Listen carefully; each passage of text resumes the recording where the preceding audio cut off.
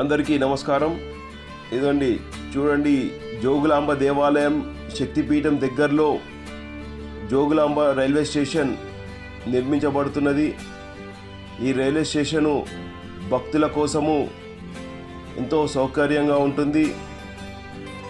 ఎప్పుడైతే మహబూబ్ నగర్ నుంచి BJP MP decay అరుణ గారు గెలిచాక వెంటనే వారు కేంద్రంతో అలాగే రైల్వే శాఖతో మాట్లాడి ఈ రైల్వే స్టేషన్ అభివృద్ధి కోసము మాట్లాడి పనులు చకచకా సాగుతున్నాయి.